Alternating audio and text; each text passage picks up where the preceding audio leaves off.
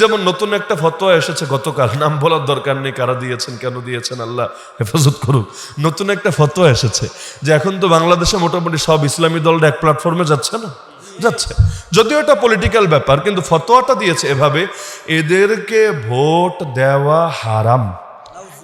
মানে নাজায়েজ মাকরুতাও বললে মোটামুটি একটু হালকা, শব্দটা একটু হালকা থাকতো আর কি, একদম হারাম হারাম হারাম, মানে জটিল বাক্য। আচ্ছা, এদেরকে দেওয়া যদি হারাম হয় তাহলে হালাল কাঠটা ওইটা আবার বলবেন না, ওইটা বললে তো আবার সব খুলে যাবে বা সব মানুষ বুঝে ফেলবে। দেওয়া হালাল কার ওইটা বলবে না। আচ্ছা, দেওয়া হালাল মানলাম যে ওই দুই একটা বিচ্ছিন্ন যদি কিছু দল থাকে তারা হতে পারে, কিন্তু এর বাইরে আর দল আছেই তো একটা, তার মানে ওই এদেরকে দেওয়া হারাম হলে বাকিটা তো আর হালাল না, ফরজ হয়ে যায়, তাই না? কারণ মুফতি শফি রহমতুল্লাহ আলী, পাকিস্তানের মুফতি আজম ছিলেন আল্লামা মুফতি শফি রহমতুল্লাহ আলী, উনি ফতোয়া দিয়েছেন। এবং ওলামায়ে দেওবন্দের মধ্যে দুইটা দল আছে, একটা দলের মত হলো ভোট দেওয়াটা জায়েজ বৈধ, আর আরেকটা দলের মত মুফতি শফি রহমতুল্লাহ আলী সহ অনেক আলেমের মত হলো ভোট দেওয়া ওয়াজিব, ভোট দেওয়া ওয়াজিব। ওই সাক্ষ্য দেওয়া যেমন ওয়াজিব, আমানত রক্ষা করা যেমন ওয়াজিব, ওনাদের মতে যোগ্য ব্যক্তিকে খুঁজে ভোট দেওয়াটা ওয়াজিব। তো এখন যদি আমি এই ফতোয়াটা তর্কের খাতিরে মানি যে ভোট দেওয়াটা ওয়াজিব, ভোট দেওয়াটা ওয়াজিব, তাহলে ওয়াজিবটা পালন করবে কিভাবে? সব ইসলামী দলে ভোট দেওয়া যদি হারামে হয়ে যায় তাহলে ওয়াজিব দায়িত্বটা পালন করবে কিভাবে? সিলমারো ভাই সিলমারো, সব হলো অনইসলামিক বা যারা ইসলাম কেন্দ্রিক রাজনীতি করে না ওদের সেখানে গিয়ে সিলমারো, তাহলে একদম তোমার ওয়াজিব পালন হয়ে উল্টে যাবে, তোমার ফরজ একদম পালন হয়ে এক লাফে চলে জান্নাতে চলে যাবা। নাউযুবিল্লাহি মিন যালিক। মানে ফতোয়ার একটা অবস্থা তো থাকা দরকার। আবার এর চাইতে আরো জটিল বিষয় আছে, মনে করে সে কিন্তু বেঈমান হয়ে যায়, তাই না? তাহলে আসলেই যদি এই সব ইসলামী দলগুলোকে ভোট দেওয়াটা হারাম হয় ওই ফতোয়া অনুসারে, তাহলে এই হারামকে তো অধিকাংশ মানুষ হারাম মানে না, তাহলে সবই তো কাফের হয়ে গেছে। আবার কাফেররা যারা কাফের মনে করে না ওদেরকে আবার অনেকে কাফের বলে ফতোয়া দেয়। লাস্টে গিয়ে দেখা যাবে একমাত্র যিনি ফতোয়া দিয়েছেন উনি মুসলমান আছেন, আর ওনার সমমনা কয়েকজন মুসলমান আছেন, বাকি সবই বেঈমান হয়ে গিয়েছেন। শুধু জান্নাত আমাদের জন্যই বরাদ্দ, বাকি সবার জন্য জাহান্নাম কনফার্ম। আল্লাহ আমাদেরকে এগুলো থেকে হেফাজত করুন।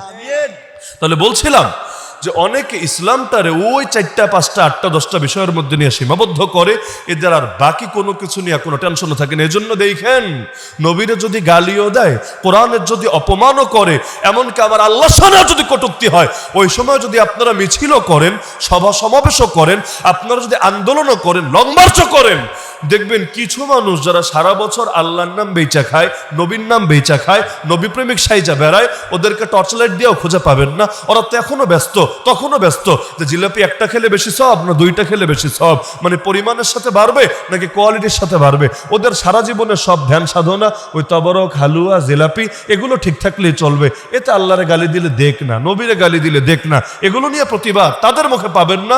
খালি জিলাপির উপর আঘাত আসলে তারা আর বসে থাকতে পারবে না। আল্লাহ আমাদেরকে হেফাজত করুক। তা প্রশ্ন সবসময় জানার জন্য হয় না, মাঝে মাঝে ফিতনা সৃষ্টি করার জন্য হয়। তো হাফিজ ইবনে হাজার আসকালানিকে এসে প্রশ্ন করবে কে? খ্রিস্টান। মনে আছে তো? প্রশ্ন করতে চাচ্ছে কে? খ্রিস্টান। ছাত্ররা রেডি। প্রশ্ন যদি জানার জন্য হয় তাহলে ঠিক আছে, না হলে আজকে ওর খবর আছে। এখন প্রশ্নটা কি? খ্রিস্টান লোক প্রশ্ন করছে, হুজুর আমার প্রশ্ন হলো, যে প্রসঙ্গে আমি কথাটা বললাম যে সব আল্লাহরে ভেঙে চুরে বলতে হয় না, দুনিয়াতেও মানুষের সামনে সব খুলে বলা লাগে ওই প্রসঙ্গে। প্রশ্ন করলো, হুজুর আপনাদের হুজুরদের মুখেই শুনেছি নবীজি নাকি বলেছেন দুনিয়া মুমিনের জেলখানা, কাফেরের স্বর্গ। এই হাদিস তো আপনারা শোনেন নাই মনে হয়, সবাই শুনেছেন।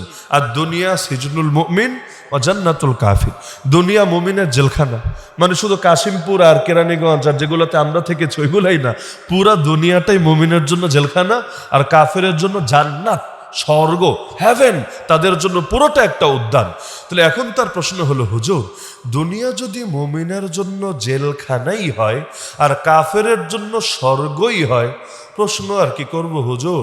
আপনি একবার আপনার দিকে তাকান আর একবার আমার দিকে তাকান। মানে বুঝতে পারছেন?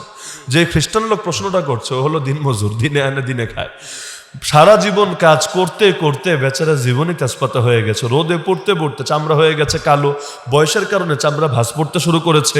আবার অনেক মানুষ বয়স হলে দেখবেন ধীরে ধীরে রুকুর মতো হয়ে যায়, ফোল্ডিং, তার কোমরও ধীরে ধীরে বেঁকে যাচ্ছে, ঠিক মতো না খেতে খেতে, মানে শরীরে আর ফ্যাট জমবে কোত্থেকে, চর্বি জমবে কোত্থেকে, হাড্ডিগুলো পর্যন্ত গুণা যাবে। অপরদিকে হুজুর তো মাশাআল্লাহ কি আলিশান হালতে আছে, খাদেমের অভাব নাই, নিয়ামতের অভাব নাই, কাপড় চোপড় সেই রকম, সবই তো ফিটফাট। অপরদিকে সে তো কাফের, এই খ্রিস্টান তো কাফের, কিন্তু সে তো এত কষ্টের মধ্যে আছে। তো তার প্রশ্ন হলো, হুজুর একবার আপনার দিকে তাকান, একবার আমার দিকে তাকান, এই হাদিস যদি সত্য হয় তাহলে আমার জায়গায় আপনি থাকার কথা, আপনার জায়গায় না আমি থাকার কথা। কারণ আমি তো জানি নবীরা মিথ্যা বলেন না। তো নবীদের কথা যদি সত্য হয় তাহলে আমারে বলেন একটু, আমার একটু বুঝায় দেন আল্লাহর হস্তে, আমি কি চোখে যা দেখি এটা মানবো নাকি নবী যেটা বলেছেন সেটা মানবো? কারণ দুইটাই তো মিল পাচ্ছি না, ওইটার সাথে বাস্তবতা মিলছে না, বাস্তবতার সাথে ওইটা মিলছে না। কারণ চোখে যা দেখি এটাও তো অবিশ্বাস করতে পারি না, আর নবীরাও তো মিথ্যা বলে না। তা আমার তো বুঝে আসছে না, একটু বুঝাইয়া দেন না। শাগরেদরাও পেরেশান। জটিল প্রশ্ন রে বাবা, প্রশ্ন কিন্তু আসলেই জটিল। আপনার এই প্রশ্ন করলেও হয়তো আপনার মাথায় চক্কর মারতো, হাসাই তো আসলে কাহিনীটা কি। অনেক কাফেরই তো কষ্টে আছে, নাই? বহু কাফের ঠিক মতো 3 বেলা পেট ভরে খেতেও পারছে না, অপরদিকে বহু মুসলমান টাকা রাখার জায়গাও খুঁজে পাচ্ছে না। তাহলে আসলেই তো পেরেশানির বিষয়। নবী যা বললেন এটা তো ভুল হবে না। হ্যাঁ, আমরা নবীর সব কথাই মানি, অবশ্যই মানি, কিন্তু ভেতরে একটা কৌতূহল তো। ওই ফেরেশতাদেরও যেমন কৌতূহল জেগেছিল আল্লাহ আদম আলাইহিস সালামকে বানাবেন, ফেরেশতারাও তো বলেছিল, আল্লাহ আমরা এত ইবাদত করি, আমরা এত তাসবিহ পাঠ করি, এত জিকির আজকার করি, আমরা থাকতে ইবাদতের জন্যই এমন এক জাতিকে বানাবেন যারা জমিনে গিয়ে খালি ইবাদত করবে, নাকামও করবে, রক্তপাত ঘটাবে, ফিতনা ফাসাদ করবে। তো এই দাঙ্গা হাঙ্গামা করনেওয়ালা জাতির কোনো দরকার আছে? আমরা তো আপনার ইবাদত করছি নিয়মিত ভাবে। তাহলে কৌতূহল প্রকাশ করেছিল না আল্লাহর সামনে। আল্লাহ কিন্তু নারাজ হন নাই, আল্লাহ নারাজ হন নাই। আল্লাহ উল্টো জবাব দিয়েছেন, তোমাদের প্রশ্ন যৌক্তিক, কিন্তু ইন্নী আ'লামু মা লা তা'লামুন, আমি আল্লাহ এমন কিছু জানি যা তোমরা জানো না, সুতরাং তোমরা সব বিষয় বুঝতে পারবা না। ফেরেশতারাও মেনে নিয়েছে, আল্লাহর ইলমের সামনে নিজেদেরকে আত্মসমর্পণ করে দিয়েছে। অপরদিকে ইবলিস ও প্রশ্ন করেছিল, কিন্তু ওর প্রশ্ন কৌতূহল থেকে না, ওর প্রশ্ন জানার থেকে না, ওর প্রশ্ন হলো বেয়াদবির জন্য।